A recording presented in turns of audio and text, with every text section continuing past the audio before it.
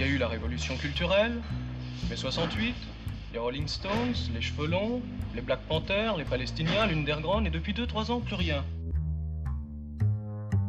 Est-ce que je dois te rappeler que t'es pas chez toi? Arrête de m'appeler mon ami déjà. Toi et moi, on n'est pas si amis que ça. Hein? Donc déjà, tu vas redescendre. Je suis pas ton ami. Tu me vois prendre mon pied et attaquer des vieilles dames avec nos futurs tatoués sur la poitrine? Je comprends rien de rien à ce qui se passe. T'as qu'à voir à la télé, les mecs, ils ont pas de ventre. On sait même pas s'ils chient. Mais célébrer, pourquoi vous voulez célébrer le cinéma? Parce que... Il est pas assez célèbre déjà? Ou il l'est plus assez? Bonjour, bonsoir et bienvenue dans ce nouvel épisode du podcast L'Éclipse. Ce soir, je suis avec Arthur. Comment ça va Arthur? Bonsoir, ça va très bien et toi?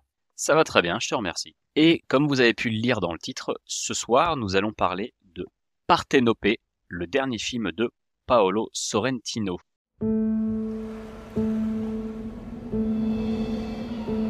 Io sono nata qui, in acqua. Era già tutto previsto, fin da quando tu, ballando, Sembri una santa. mi hai baciato di nascosto. Un mistero. Partenope de Paolo Sorrentino, de quoi ça parle? La vie de Partenope de sa naissance dans les années 1950 à nos jours, une épopée féminine dépourvue d'héroïsme mais éprise de liberté, de Naples et d'amour. Alors, moi, ce sera peut-être beaucoup plus personnel que... Enfin, personnel, je dis pas que ce que tu vas faire, c'est pas personnel, mais tu as analysé un peu plus le film que moi. Moi, c'est vraiment sur des souvenirs en plus un peu plus lointains. Je l'ai vu il y a 2-3 semaines maintenant. Alors moi, c'est Sorrentino, c'est un réalisateur que j'aime beaucoup, à qui on peut reprocher beaucoup de choses, mais que j'ai toujours bien aimé, que j'ai découvert avec La Grande Bellezza, que j'ai dû voir peut-être 7-8 fois en un seul été. Dès qu'il passait sur Canal, je le regardais. J'ai vraiment beaucoup aimé, puis ensuite j'ai regardé un peu tous ses autres films. Partenope, c'est, je pense, peut-être celui qui ressemble le plus à La Grande Bellezza que je viens de citer, sur côté un peu vacuité de la vie, que d'ailleurs beaucoup de gens lui reprochent, en tout trouvant que ces films sont vides, mais je trouve que ça va bien avec le fond.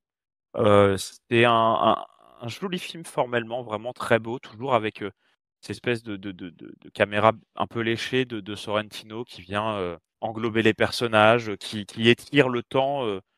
C'est assez intéressant, c'est un film qui parle du temps et qui, dans chaque scène, étire le temps presque jusqu'à la nausée, on pourrait dire. C'est-à-dire que on peut voir des longs travelling qui vont vers les personnages, qui reculent, ou les personnages filmés de loin, on les entend pas. Enfin, il y a quelque chose d'assez onirique et d'assez fascinant dans sa manière de filmer, qu'on retrouvait déjà dans d'autres films du monsieur, donc comme La Grande Bellezza ou même Youth, c'est ça, ouais, Youth qui était sorti c'est son précédent, je crois qu'il en a pas fait entre-temps, à part la série The Young Pop et The New Pop, qui sont excellents d'ailleurs aussi. Ah, si, Et il a Partenope, sorti, je me permets de te couper, il a sorti pas mal de films. ouais. Il a sorti La Main de Dieu qui est sorti sur Netflix, c'est celui-là, Ah son oui, dernier. ouais, mais Et il a vu que c'est sorti Netflix, je le vois pas.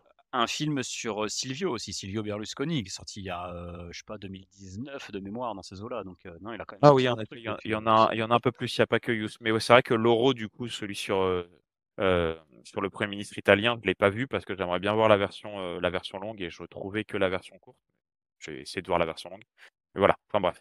Et puis La Main de Dieu, je le trouve très inintéressant sur Netflix, donc je m'en souvenais plus. Mais celui-là, du coup, on revient, je trouve, un peu à un style qu'il avait dans Youth ou dans La Grande Bellezza, c'est-à-dire très très nostalgique, un film vraiment nostalgique sur le temps qui passe. Alors, autant La Grande Bellezza, on partait directement d'un personnage d'une soixantaine d'années. Ici, on a presque la même volonté de réflexion sur le temps qui passe et puis possiblement, comme je le disais, l'inutilité de la vie, la vacuité de la vie, tout ça. Alors ça peut faire très cliché, prendre en face, comment je le dis, mais ici, du point de vue de quelqu'un finalement de si jeune, qui paraît déjà presque si vieux, au point que la personne qui paraît presque le plus jeune dans ce film, c'est quand Stefania Sandrelli prend son rôle à la fin et qu'elle s'émerveille du simple passage d'une fanfare. Et on a presque l'impression que c'est une fois arrivée au bout de sa carrière, au bout de sa vie, qu'elle redécouvre le sens de celle-ci. Donc c'est vraiment, je pense, un très très beau film bien plus féministe que ce qu'on peut penser, bien plus beau que ce qu'on peut penser, parce que j'ai lu beaucoup d'avis disant que c'était honteux, fallait toujours qu'il filme des femmes en maillot de bain, etc. Oui, bon, quand bien même, il les filme pas non plus avec perversité. C'est toujours très subtil, très fin dans sa manière de le faire. C'est juste une femme, en effet, très belle, qui va plaire à beaucoup d'hommes, comme finalement beaucoup. Enfin, sans qu'il en fasse non plus des tonnes là-dessus, parce que le vrai fond de son film, c'est sur elle en lui-même, sur tous les faux semblants qu'elle va jouer au cours de sa vie pour pouvoir réussir, et encore avec des gros guillemets, parce que quand on voit la scène de fin avec Stefania Sandrelli, on se demande si elle a vraiment réussi sa vie ou ce qu'elle en garde de cette vie. Elle répond très tristement à un moment à une de ses camarades que non, elle a jamais eu la possibilité d'avoir des enfants ou de se marier. Tant que le film ne dit pas que forcément c'est une finalité pour la femme, mais que ça la touche un peu de ne pas avoir pu de son point de vue à elle, accéder à ce statut-là, quand bien même elle a très bien réussi sa carrière universitaire. Enfin voilà, c'est un très beau film, je trouve que le casting est assez excellent. Silvio Orlando, qu'on avait déjà vu dans sa série The New Poem, The Long Pot, est assez exceptionnel en professeur de fac.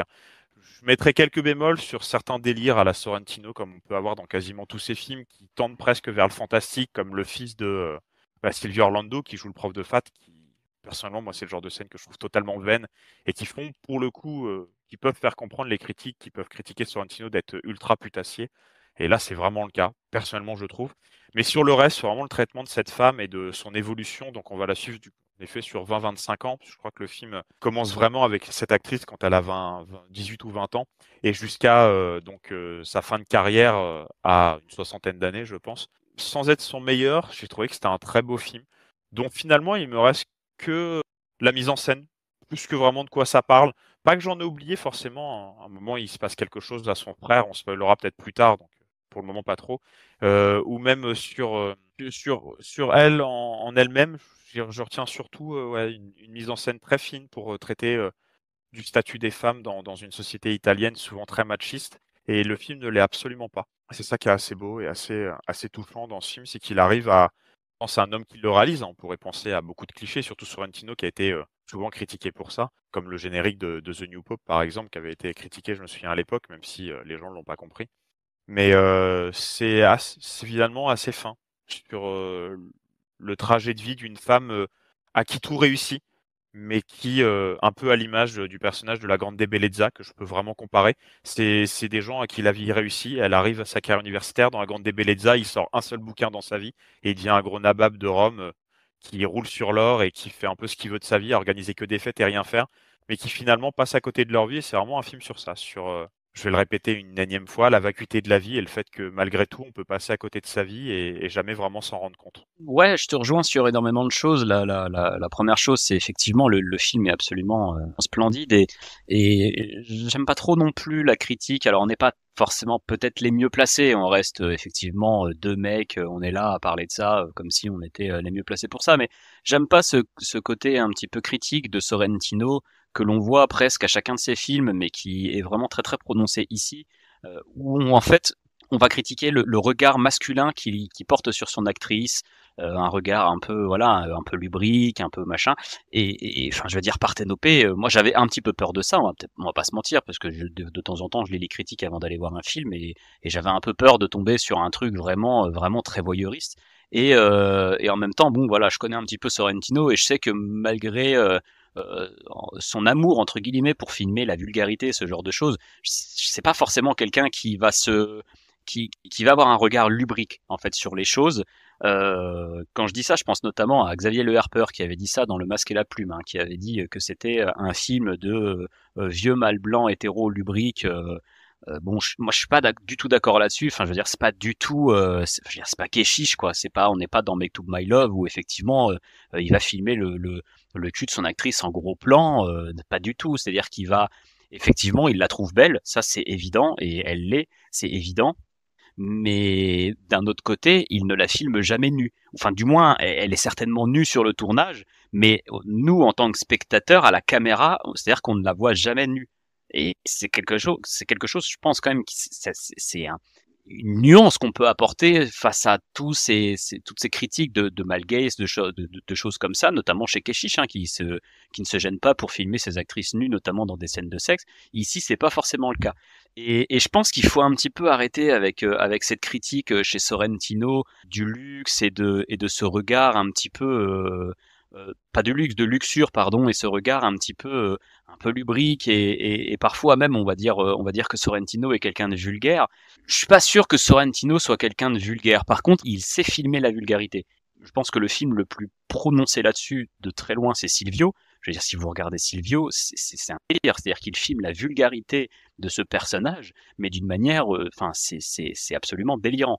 On en est quand même très très loin ici dans Partez Nopé. Bon, outre le fait de réagir à ce que peuvent dire d'autres personnes sur ce film, moi effectivement c'est un film que j'ai beaucoup aimé aussi, qui m'a beaucoup touché, mais touché à rebours, et sur le moment qui m'a vraiment transporté. C'est-à-dire que pendant notamment, alors le film est un petit peu coupé en deux parties, et, notamment avec un événement scénaristique majeur dans le film qui va vraiment couper le film en deux parties, et la première partie qui dure à peu près du coup 50 minutes, 1 heure. C'est vraiment tout ce côté un peu incandescent de la jeunesse, avec ces trois personnages très jeunes qui ont entre 18 et 20 ans de mémoire, qui vont à Capri, qui font la fête, qui sont juste là pour en fait ne rien faire, profiter de leur jeunesse, profiter de leur beauté, et on est vraiment dans un film qui est quasiment anarratif en fait. C'est-à-dire que pendant 1 heure, le film, on a la sensation qu'il ne raconte rien, ou du moins pas grand-chose. Donc il va y avoir un événement scénaristique majeur, et d'un coup le film va prendre une toute autre direction, qui est beaucoup plus sombre, qui est beaucoup plus mélancolique, qui est beaucoup plus triste. Et tout à coup les séquences en fait où l'on voit Partez Nopé qui va vieillir, qui va mûrir et qui va faire plusieurs choses de sa vie, vont avoir un impact vraiment différent, et d'un coup le film se narratise, pardon, je sais pas trop si ça se dit, mais c'est comme ça que je vais le dire, effectivement commence à raconter quelque chose. Et je pense, parce que c'est aussi une obsession que Sorrentino a beaucoup au fil de sa filmographie, mais qui je pense atteint ici son point absolu, c'est-à-dire que c'est un film sur le flux permanent entre la vieillesse et la jeunesse. C'est-à-dire que les personnages jeunes dans le film attendent de vieillir pour acquérir une certaine sagesse et pour acquérir autre chose qu'en fait que leur beauté un petit peu insolente, disons, alors que les personnages âgés, c'est un petit peu tout l'inverse. C'est-à-dire que les personnages âgés sont là à regretter leur jeunesse, ce qui est très bien représenté par Partez Nopé et par ce que tu as dit à la fin quand elle est incarnée par l'autre actrice, qui forcément, une des premières choses qu'elle dit, une des seules choses qu'elle dit, c'est qu'elle regrette de ne pas avoir fait ci ou de ne pas avoir fait ça. C'est-à-dire que chez Sorrentino, les personnages âgés ont presque toujours des regrets d'avoir manqué quelque chose, de ne pas avoir fait quelque chose. Ils vivent essentiellement avec le regret d'avoir manqué quelque chose dans leur vie. Alors que quand les personnages sont jeunes, ils passent leur temps en fait à ne rien faire, à faire passer le temps, en espérant que ça soit leur vieillissement qui va provoquer des actes en fait, et qui va les occuper en fait, parce que dans Partez Nopé, les jeunes, ce sont des personnages qui s'ennuient, c'est-à-dire qu'ils ne font rien. Ils s'ennuient, ils sont juste là à vivre leur vie. En plus, on suit des jeunes qui sont très riches, donc qui sont bourgeois et qui effectivement s'ennuient. C'est aussi une critique qui a beaucoup été faite sur le film, c'est-à-dire qu'on critique le film sur le fait qu'on parle d'une jeunesse bourgeoise très riche. Oui, d'accord. Bon, après, je veux dire, ça existe. Après, je veux dire, on va pas non plus parler que d'une jeunesse pauvre ou d'une jeunesse prolétaire ou d'une jeunesse. Sorrentino a décidé de se focaliser sur ces personnages-là, et je trouve ça assez intéressant. Et dans cette deuxième partie, il y a vraiment toute une mélancolie et une tristesse qui se mêlent sur le visage de Partez Nopé, qui donc l'actrice Céleste Dalla Porta va vraiment donner une subtilité dans son jeu d'actrice qui va apporter vraiment une tristesse permanente, parce que comme je l'ai expliqué, il s'est passé quelque chose dans le film qui va la marquer profondément, qui va la faire un petit peu tourner en rond. C'est un personnage qui, suite à ça, va un petit peu être un peu perdu dans sa propre vie, et ne va pas réussir à trouver réellement ce qu'elle veut faire dans la vie jusqu'à un certain point. Et l'actrice le joue vraiment parfaitement bien. C'est-à-dire que c'est un personnage qui est là et qui vogue entre plusieurs choses. Il va lui arriver certaines choses. Et d'un coup, le film, en fait, tu l'as dit, le film dilate énormément le temps lors des scènes. D'un autre côté, fonctionne énormément par à-coup d'une scène à une autre. C'est-à-dire que d'un coup, le personnage va vieillir de 5 ans et puis on va la voir faire complètement autre chose que ce qu'on était en train de la voir, de ce qu'elle était en train de faire la scène précédente. Je pense notamment, à un moment donné, elle veut devenir anthropologue. C'est plus ou moins toujours ce qu'elle veut faire. À un moment donné, il y a une actrice, enfin, il y a un personnage, pardon, qui vient la voir et qui lui dit, oui, je suis une agente d'actrice très, en général, je ne m'occupe que des gens qui sont déjà célèbres. Toi, avec ta beauté, tu peux devenir quelqu'un. Tu peux devenir une actrice. Tu peux devenir quelqu'un de célèbre. Et ça va faire un petit peu son chemin en elle. Et elle va se mettre à vouloir un petit peu tenter. Elle va tenter ce truc-là. C'est-à-dire qu'elle va rentrer dans ce milieu, elle va rencontrer des gens. Et c'est au fil des rencontres avec ces gens-là qu'on va comprendre qu'en fait, c'est pas du tout ça sa destinée. C'est-à-dire que sa destinée, c'est pas de jouer sur sa propre beauté et de devenir, entre guillemets, aussi misérable que les personnes qu'elle rencontre de ce milieu-là. Je pense notamment aux deux autres actrices très célèbres qui sont qu'elle rencontre et qui sont, on va dire, assez pathétiques. C'est triste de le dire comme ça, mais elles sont assez pathétiques. Et ça va vraiment la détourner de cette ambition-là. Et elle va revenir à sa volonté première de devenir anthropologue. Et pendant que je suis là-dessus, d'ailleurs, je trouve ça super que le film ne se focalise pas sur la beauté de Parthénopée, qui est quand même le sujet principal pendant à peu près 1 heure, qui est vraiment elle, qui fait chavirer tous les hommes, qui a un côté vraiment, un pouvoir de séduction absolu, mais c'est-à-dire qu'elle ne le contrôle pas. C'est-à-dire les hommes la regardent, les hommes bavent devant elle, les hommes veulent tout coucher avec elle, enfin veulent tous la posséder d'une certaine manière, mais elle, c'est pas quelque chose qu'elle provoque. Et surtout, c'est un personnage, c'est une femme très intelligente. C'est-à-dire qu'elle réussit tous ses examens en ayant toujours la note parfaite. Bon, c'est pas forcément très subtil d'ailleurs, mais voilà, pour te montrer à quel point elle est forte, elle est toujours majeure de promo, elle a toujours des notes parfaites, c'est une femme qui est très très intelligente. Sorrentino veut pas juste en faire une figure de beauté. C'est-à-dire qu'il traite vraiment ce personnage comme une femme. Il y a beaucoup de choses dans le film, je vais te laisser la parole et puis certainement revenir sur certaines choses après, parce que c'est une discussion, mais c'est très compliqué de poser des mots dessus, puisque le film est, contrairement à ce qu'on pourrait croire au premier abord, on a un peu la sensation que c'est un film qui raconte rien. Au contraire, je pense que c'est un film qui raconte beaucoup de choses. Ouais, non, je suis d'accord. Je pense que la critique pour celui-là, même presque plus que pour ces autres films, du film vide et creux, est totalement pas bête, mais presque en fait. Le film raconte vraiment énormément de choses sur plein de sujets, même sur l'anthropologie en lui-même, en fait, même sur le monde universitaire. Enfin, ça raconte beaucoup de choses, même sur la réussite. Finalement, elle réussit pas ni parce qu'elle est belle, ni forcément parce qu'elle est intelligente ou talentueuse. Elle réussit aussi, même pas par chance, je sais pas comment dire. Voilà, elle arrive en étant plus maligne, en faisant moins que d'autres.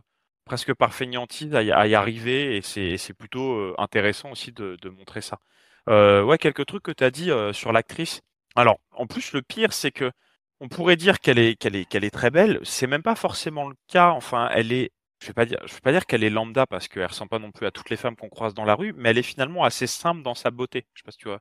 Enfin, si vous allez voir ou si tu vois ce que je veux dire, c'est pas non plus le canon de beauté que tu verrais sur tous les magazines, etc. Je trouve que le choix de l'actrice est assez... Alors, je dis pas qu'elle est moche, etc., mais c'est vraiment un choix d'actrice plutôt subtil.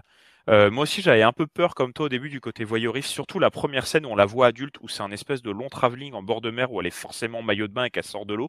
Je me suis dit, oula, Sorrentino, où est-ce que tu vas? Ça faisait penser un peu à la scène dans Youth, de la sortie de piscine d'une des actrices qui était, elle, pour le coup, beaucoup plus bimbo et beaucoup plus cliché que l'actrice de Parthénopée, regardée par Hervé Kettel et j'ai oublié son nom, celui qui joue souvent chez Nolan, enfin ces dernières années, qui joue dans Youth, qui joue dans Batman, qui joue Alfred.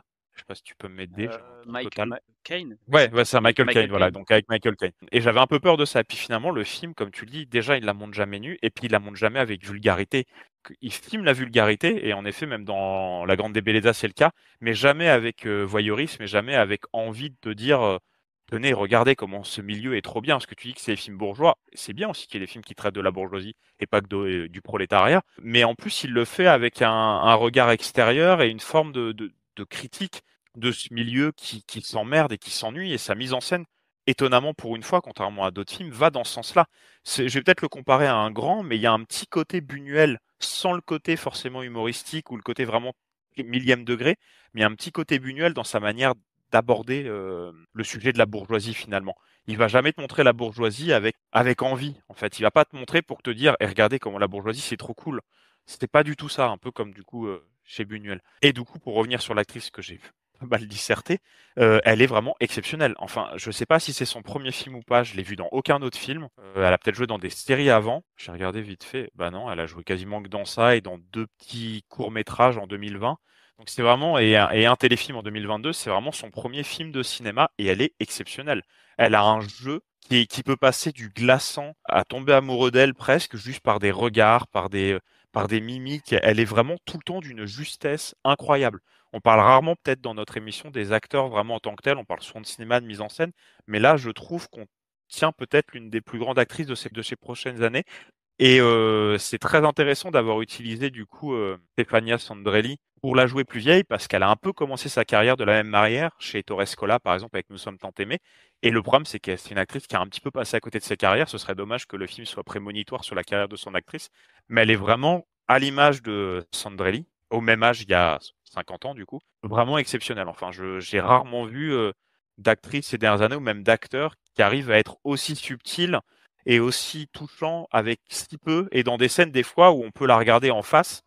Je vais exagérer pendant 5 minutes, mais c'est un peu la sensation qu'on a par l'étirement du temps de sa mise en scène. Vraiment, elle est percutante et pas par son physique, vraiment par son jeu d'actrice. Hein. Ça déjà, c'est à noter et je pense qu'elle peut avoir une grande carrière. Tu parlais de la vulgarité, il affine bien, mais encore une fois, donc je disais pour la critiquer, c'est intéressant. Même le luxe en fait, c'était toujours bling bling, c'est toujours kitsch, c'est toujours cliché en fait, et tu sens qu'il vient plutôt attaquer de front la bourgeoisie, dont il fait sûrement partie, hein, ça on va pas dire le contraire, mais la bourgeoisie italienne et tous les clichés qu'on peut avoir sur la jet set ou la bourgeoisie italienne, et c'est assez intéressant sa manière de faire, genre ce carrosse qu'on lui apporte au début à Parthénopée, entre la référence mythologique antique et en même temps l'absurdité de ce milieu-là où on fait dormir sa gamine de 2 ans dans une calèche. Enfin, il y a quelque chose de finalement assez fin et assez intéressant. Mais pendant tout le film, c'est quand même comme ça. Après, en effet, on peut se dire, bon, bah, il arrive ça à son frère, il lui arrive ça à elle, tant pis, ça reste des bourgeois qui ont de l'argent. Mais il arrive, il a la subtilité d'arriver à nous les rendre sympathiques et nous les rendre attachants, en fait. Pendant tout le film, on est pris par ce qui leur arrive et même si on n'est ni bourgeois ni quoi que ce soit, il arrive de nous les rendre touchants et encore une fois, sans forcément nous donner envie de vivre dans leur milieu ou de nous dire, vous voyez, le luxe c'est super cool, etc. Et puis, il filme la ville de Naples, dont le nom Parthénopée s'inspire. Si je me souviens bien, dans la mythologie, c'est une sirène qui a donné son nom à la ville de Naples. Il la filme quand même à distance, et c'est également finalement intéressant parce que son actrice est elle-même, en portant le nom de sa ville, filmée avec une certaine distance qui fait tout le temps qu'elle nous échappe. Tu me disais en off avant l'émission, et c'est intéressant, je ne sais pas si tu l'as redit là, j'ai peut-être pas entendu, qu'elle répond toujours à côté quand on lui demande ce qu'elle pense ou comment elle va. Et comme la ville, en fait, tout est toujours filmé d'un peu loin, un peu en décalé. On n'arrive jamais à l'attraper, cette femme, à vraiment à la saisir dans ce qu'elle pense et dans ce qu'elle est. Et la majorité des hommes qui vont la côtoyer, d'où la scène que j'ai dit à la fin où elle dit qu'elle a jamais réussi, qu'elle a jamais été mariée ou d'enfant, bah, il y a aussi ce côté-là, en fait. Personne n'arrive à la saisir. C'est une femme qui semble insaisissable et qui rend le film, du coup, encore plus intéressant sur ce statut-là. Et puis, une dernière chose sur le lien avec La Grande Bellezza, j'ai vraiment l'impression de voir un film, une sorte de trilogie thématique avec Hughes, sur vraiment le décalage et, comme tu l'as très bien dit, de floc des générations entre les personnes plus âgées et les plus jeunes qui finalement a toujours existé. On trouve ça de toutes les époques. Les personnes âgées qui viennent expliquer qu'ils comprennent pas la jeunesse et vice-versa, alors qu'ils ont eux-mêmes été jeunes et agi de la même manière. C'est assez intéressant. On le voit vraiment constamment dans son film. Et je te laisserai le citer, mais c'est vrai qu'à un moment, un mec lui sort une citation sur son âge qui est assez représentative de toute notre société actuelle sur la vieillesse et surtout notre société actuelle sur le statut des femmes. Un homme âgé avec une femme jeune, ça passe, l'inverse passe très mal. Et le film, elle lui répond parfaitement à cet homme. Je vais te laisser le citer parce que c'est toi qui me l'as rappelé, donc tu le citeras mieux que moi. Oui, en fait, en plus, c'est quelque chose que je voulais dire quand je parlais du flux, en fait, du temps entre la jeunesse et la vieillesse qui est représentative de beaucoup de films de Sorrentino, mais qui l'est d'autant plus dans ce film-là. Et c'est une réplique que c'est vrai que je voulais rappeler et que j'avais oublié. Merci de me le rappeler. C'est que, En fait, il y a donc le fameux commandant, celui qui est le patron de son père, à Parthénopée, qui est comme tous les hommes qui la fréquentent, est plus ou moins sous son charme, et il lui demande si tu as 40 ans de moins, est-ce que tu m'épouserais? Et Parthénopée, comme souvent, au lieu de répondre frontalement à la question, va lui répondre et si j'avais 40 ans de plus, est-ce que vous m'épouseriez? Et ça dit long déjà sur le film. Donc effectivement, tout ce qui se passe en fait entre la vieillesse, la jeunesse et ce flux permanent et ce côté de dichotomie où en fait ils ne se comprennent presque pas et on sent qu'il y a toujours ce côté toujours séparé en fait, cette séparation entre les deux. Et en même temps, ça raconte beaucoup de choses sur le personnage de Parthénopée. Tu l'as un petit peu souligné avant, mais c'est une femme qui a beaucoup de malice, qui a beaucoup d'ironie et qui va toujours trouver une manière en fait de vraiment répondre frontalement aux questions qu'on lui pose. Elle fait ça quasiment tout le film. D'une certaine manière, c'est, je pense, pour elle, une manière de se protéger. Parce que Parthénopée, je pense que c'est assez flagrant, que ce soit le personnage comme le film. Hein, quand je dis Parthénopée, je parle du film, mais je parle aussi du personnage, forcément. Et un personnage qui, je pense, est en plein syndrome de l'imposteur. Elle pense qu'elle ne mérite rien parce qu'elle ne sait pas trop quoi faire de sa vie. On sent que c'est un personnage qui tourne en rond, qui ne sait pas ce qu'elle veut, mais qui ne veut pas le montrer. C'est-à-dire qu'elle veut garder ce côté très sûr d'elle, très très mystique, presque très très mythe. Et elle construit en fait son propre mythe. Déjà, il y a toujours ces manières qu'elle a de sortir de l'eau, comme tu l'as dit tout à l'heure. Là, doit être la 3e scène du film où on la voit. Elle a 18 ans dans le film et elle sort de l'eau comme ça, un peu comme une deuxième naissance d'ailleurs, parce que c'est la séquence qui a lieu tout de suite après. Donc l'accouchement qui a lieu donc dans l'eau. Si jamais vous aviez pas pigé le côté Parthénopée, c'est le nom d'une sirène et elle est dans l'eau. Bon, hein, c'est pas forcément le truc le plus subtil, mais c'est là. Alors, je vous dirais, moi, je savais pas trop que Parthénopée. Je savais pas que c'était le nom d'une sirène. J'avais pas forcément capté la référence tout de suite, mais une fois que tu t'as un peu lu, tu te dis bon, Sorrentino, t'es pas le mec le plus subtil du monde, ça c'est sûr. Donc, elle naît dans l'eau, et à ce moment-là, tu as un autre truc pas subtil du tout. C'est le fameux personnage du commandant que je viens de citer, qui, quand on demande le nom de cette fille qui vient de naître, il pointe la ville de Naples et il dit on va l'appeler Parthénopée. Voilà, c'est pas le truc le plus subtil du nom non plus, puisque comme tu l'as dit, Parthénopée c'est l'ancien nom ou plutôt le nom antique de Naples. Donc elle représente à la fois la ville, comme tu l'as souligné et comme tu as dit des choses dessus juste avant, mais elle a aussi un côté mythologique. Un côté, voilà, elle représente une sorte de mythe, le mythe de la sirène, le mythe voilà, de tous ces hommes qui vont tomber amoureux d'elle, juste en la regardant. Elle va les charmer sans rien faire, parce que c'est quand même un personnage qui n'essaye pas de séduire. C'est ça qui est intéressant, c'est que je disais juste avant qu'elle construisait son propre mythe avec sa manière de se mouvoir, mais d'un autre côté, c'est une manière de se mouvoir qu'elle a juste comme ça, c'est-à-dire qu'elle ne, en fait, elle ne le contrôle pas vraiment, elle ne le construit pas vraiment, contrairement à ce que je viens de dire. C'est comme ça, c'est en elle, c'est ancré en elle, c'est presque entre guillemets sa malédiction. C'est-à-dire que tous les hommes qui la voient tombent instantanément amoureux d'elle et sont subjugués par sa beauté. Et en même temps, tous les hommes la voient et lui demandent toujours à quoi elle pense.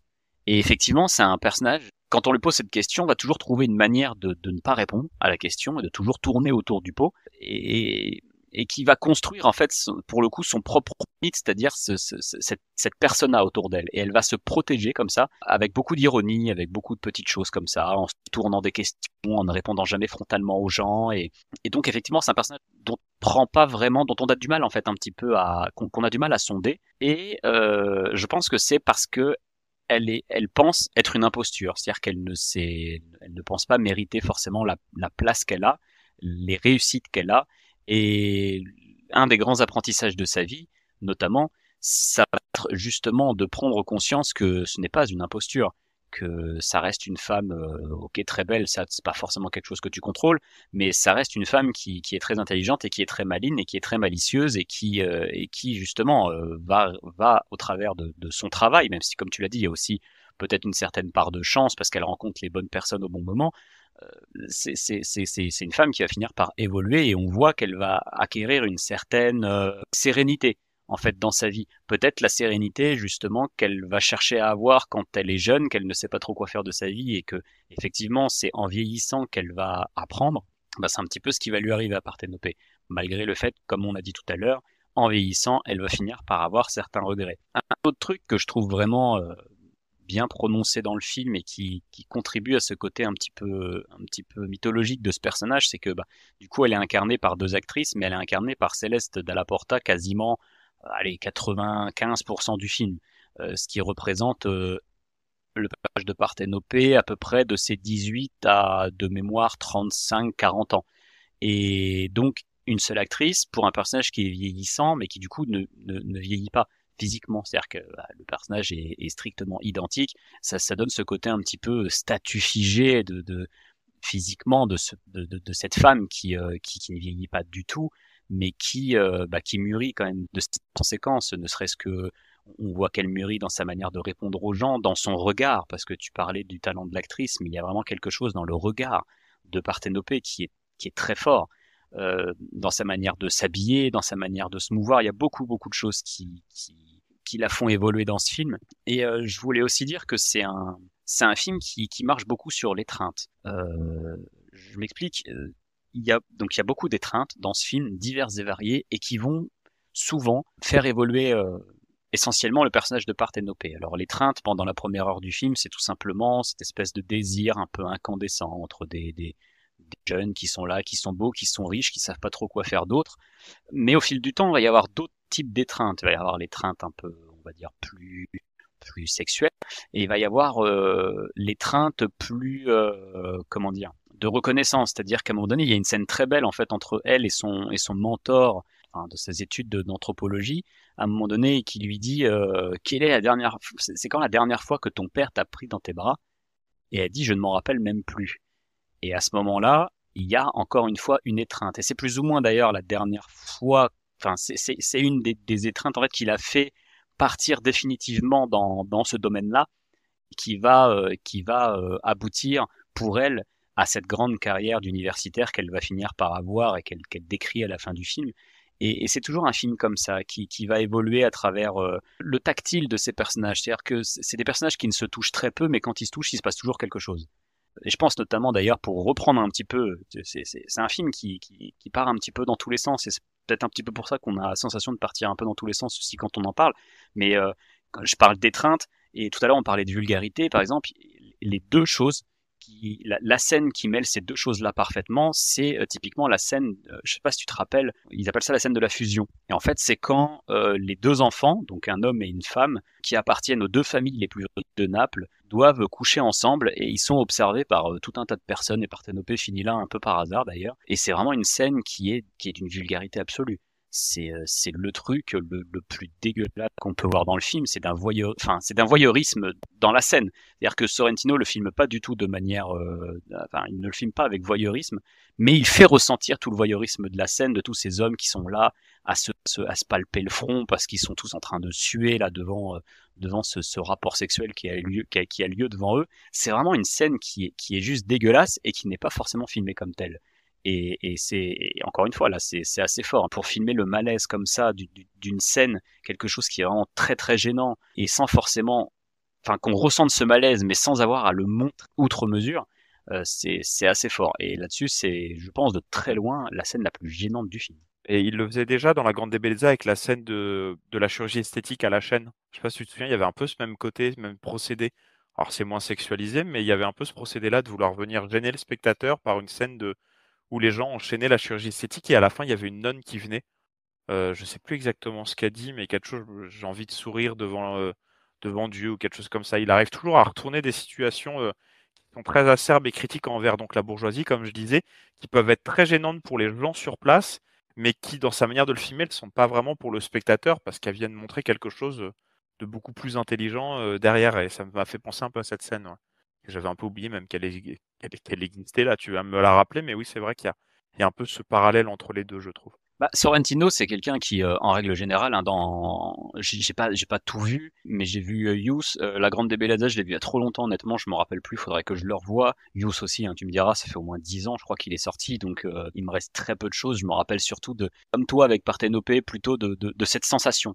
En fait, Sorrentino, je pense que c'est vraiment un cinéaste de la sensation. C'est-à-dire qu'il va te faire ressentir une sorte de sentiment qui va te poursuivre, Et puis tout ce qui concerne le narratif et tout ce qui concerne les scènes, les choses comme ça va pas forcément te rester en mémoire, c'est pas forcément le plus intéressant dans ces films, mais c'est vraiment la manière, la sensation qui va en découler. C'est exactement pareil dans ces deux séries, ou dans sa série qui est divisée en deux mini-séries, mais qui se suivent, en fait ces deux séries se suivent, qui sont The Young Pope et The New Pope, c'est exactement la même chose. C'est vraiment, pour moi, c'est une série de sensations. C'est-à-dire que le narratif, qui est propre à la série pourtant, hein, on s'en fout un peu, c'est pas forcément le plus intéressant. Il y a des choses qui sont hyper intéressantes de ce point de vue-là, mais c'est pas là-dessus que le film fonctionne, que les séries fonctionnent. Et d'ailleurs, plus les deux séries avancent, et moins c'est le cas. Et c'est d'autant plus flagrant d'ailleurs dans The New Pope, pour un petit peu, on va dire, faire un petit pas de côté, quand il y a le retour du personnage de Jude Law dans The New Pope, qui est le personnage principal de The Young Pope, et qui du coup réapparaît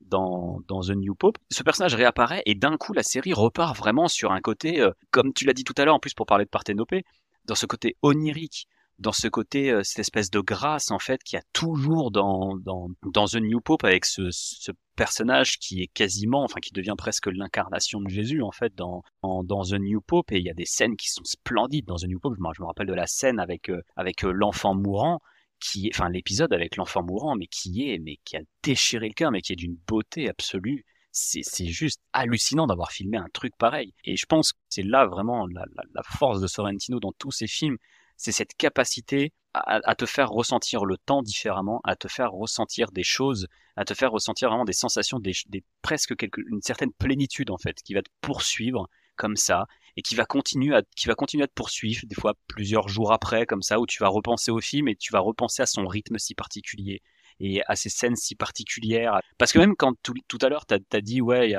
a ce côté un peu naze chez Sorrentino, avec ce personnage du fils là qui ressemble un peu à rien, on dirait voilà, ils disent que c'est un truc fait de sel et d'eau ou je sais pas quoi, mais même comme ça la scène garde quand même, on en parle, tu vois, elle garde quand même un petit peu ce côté-là, et il filme pas cette scène comme si ce gamin c'était Elephant Man, tu vois, il le filme vraiment avec une certaine poésie encore, tu vois. C'est vrai que c'était juste, ça sortait de nulle part et ça m'a pas plu, mais il la filme pas encore une fois d'un côté voyeuriste ou quoi que ce soit, il la filme avec la même subtilité que l'ensemble des scènes en fait, comme tu disais juste avant, avec une sensation autre. Mais après, ça sort de nulle part, je veux dire, t'as l'impression que toutes les séquences dans ce film sortent toutes de nulle part. C'est-à-dire que d'un coup, on te parle d'un truc, et puis d'un coup, elle va aller voir un prêtre parce que, tiens, il faut qu'elle a une espèce de boulot ou je sais pas trop quoi faire, donc il faut qu'elle aille vérifier le miracle de San Gennaro avec ce cardinal qui est complètement lubrique d'ailleurs, qui est vraiment enfin, peut-être méchant, c'est vraiment le côté le plus dégueulasse de ce qu'un homme peut être, et il est là vraiment lui aussi avec toute sa vulgarité, même ne serait-ce que son regard souille le personnage de Parthénopée, tu vois, il y a vraiment un truc vraiment dégueulasse qui se dégage de cet homme-là, et tout ce traitement-là, t'as l'impression que c'est pareil, puis ça dure une demi-heure de mémoire, et tu te dis mais pourquoi t'as fait une embardée comme ça dans ton récit, aussi grande, t'as l'impression que en fait le film il est ponctué perpétuellement de moments un peu hors sujet. Enfin, tu te dis que c'est hors sujet, mais en fait, voilà, le film il est construit comme ça. Il est construit de plein de petites choses qui sont comme ça, qui apparaissent. L'impression qu'effectivement ça sort un peu de nulle part. Et encore, le truc avec le fils, il y a une sorte de travail narratif avec ce gamin, le fait que on te dise déjà avant que le personnage du coup du professeur vit avec son fils, et puis ensuite Parthénopée vient chez lui, et il est là, genre tu entends rire en off, enfin il y a beaucoup de choses comme ça, tu sens qu'il y a quelque chose de pas net qui va arriver, et au contraire je dirais que presque t'en as peur de l'apparition de ce personnage, et il arrive à faire quelque chose qui va, comme je l'ai dit, c'est un instant de grâce, de poésie, comme je pense seul Sorrentino est capable de faire de nos jours. Il n'y a pas grand monde qui filme comme lui, alors ses détracteurs diront heureusement, mais il n'y a pas grand monde qui filme comme Sorrentino, et personne n'est capable de proposer des scènes comme ça, de poésie comme lui est capable de le faire. Et puis je vais venir sur une dernière chose. Tu parlais de elle qui a toujours l'impression d'être un peu une... comment on appelle ça? Tu l'as dit. Une imposture. Une imposture, voilà. Et en fait, elle passe le film à demander, alors qu'elle est prof d'anthropologie, qu'est-ce que l'anthropologie à son prof? Elle passe le film à lui demander et elle a jamais de réponse. C'est assez rigolo sur ce côté-là. En fait, elle sait très bien ce que c'est, mais elle a tellement l'impression d'être une imposture, c'est l'impression que donne le film, que elle se questionne même sur finalement ce qu'elle enseigne elle-même, alors qu'à la fin, tous ses élèves l'applaudissent pour une carrière longue dans ce milieu-là, sans réellement savoir ce qu'elle enseigne. Enfin, c'est assez rigolo sur ce côté imposture. Il y a une sorte de petit running gag sur ça, qui est vraiment pour le coup un vrai running gag, je pense, réfléchi et voulu, et assez symptomatique de ce qu'elle pense d'elle-même, en fait, finalement. Elle enseigne quelque chose qu'elle n'a pas l'air, en tout cas en apparence, qu'elle ne veut pas, en tout cas, donner l'impression de connaître. Oui, et puis ça participe aussi à ce côté, ce que je disais tout à l'heure, c'est un personnage qui est très malicieux, parce que la première fois qu'elle demande à son professeur qu'est-ce que l'anthropologie, elle fait ça pendant son examen, qu'elle réussit, mais comme elle sent que voilà, c'est presque un peu trop facile pour elle, elle est dans la provocation, en fait, en disant à son professeur, et du coup, qu'est-ce que l'anthropologie? Et il lui répond un truc, et elle lui répond, ah, c'est bien une réponse de prof, genre un truc, en plus elle le provoque un peu, elle est vraiment très malade, enfin, elle est vraiment très piquante avec lui, genre elle lui dit ouais bon en gros t'as pas répondu à la question quoi, genre c'est bien, t'as tourné autour du pot, ok cool, un point pour toi, mais en attendant tu vois genre t'as pas répondu à mon truc quoi. Et effectivement elle revient régulièrement avec lui, puis elle lui pose toujours la même question, puis lui il trouve toujours une pirouette. Dans l'esprit de toute façon son professeur est peut-être le personnage qui lui ressemble le plus, hein. Parce qu'il il est un peu malicieux comme elle, il est un peu toujours dans cet esprit de fuite, de ne jamais répondre aux choses, de ne pas trop savoir forcément trop ce qu'il veut dans la vie. Ses deux seuls traits de caractère, c'est d'être prof d'anthropologie et d'avoir un fils qui est ce qu'il est.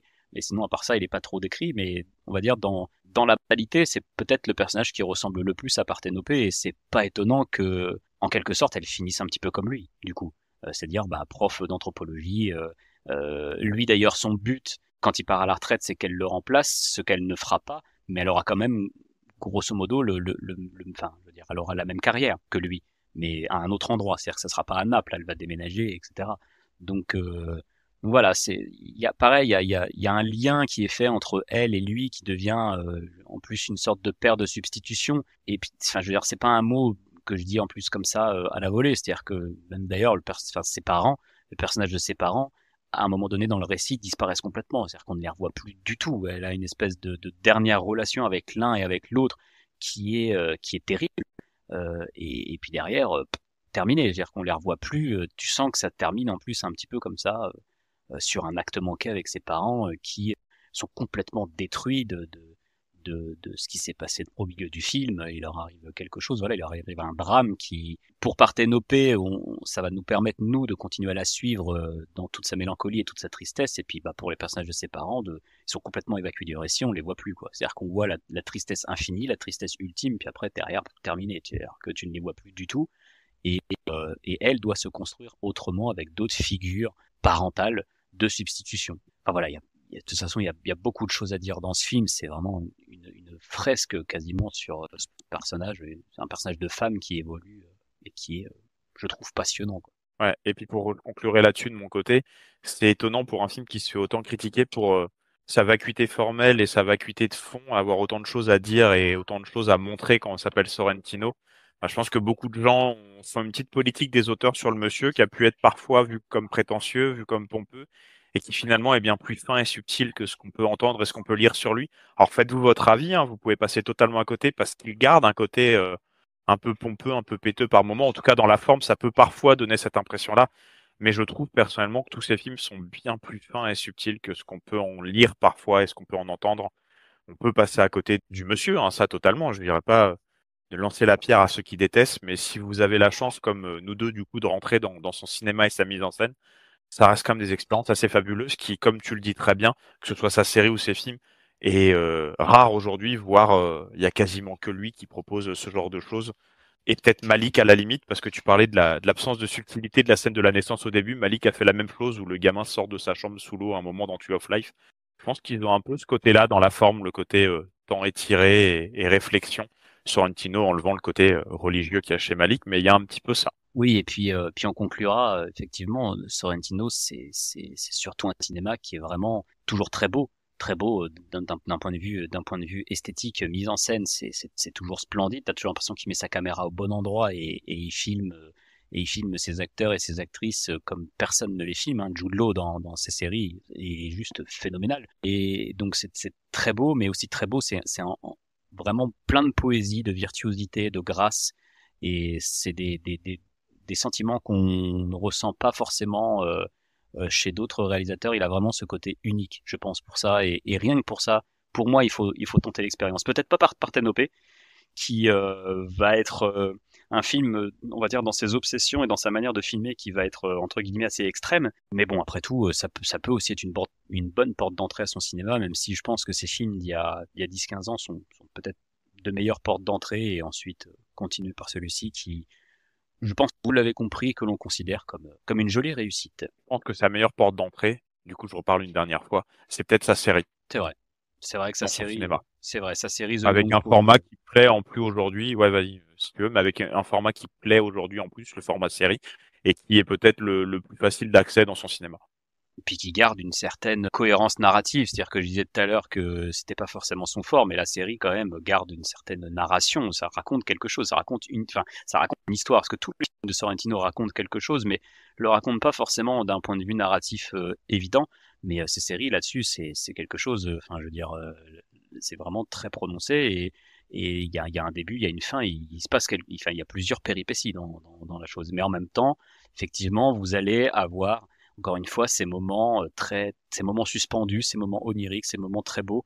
Après, là où c'est peut-être pas la meilleure porte d'entrée, c'est que du coup sa série dure une dizaine d'heures, hein, donc forcément faut aussi se les farcir.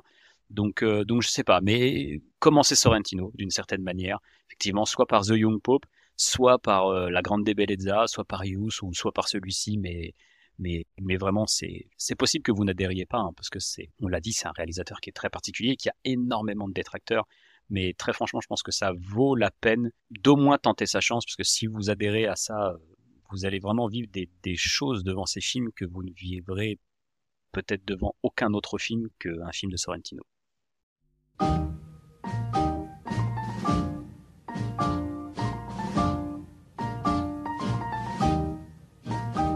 Buonasera, signorina, buonasera. It is time to say goodnight to Napoli. Though it's hard for us to whisper buonasera with that old moon above the Mediterranean Sea. In the morning, signorina, we'll go walking.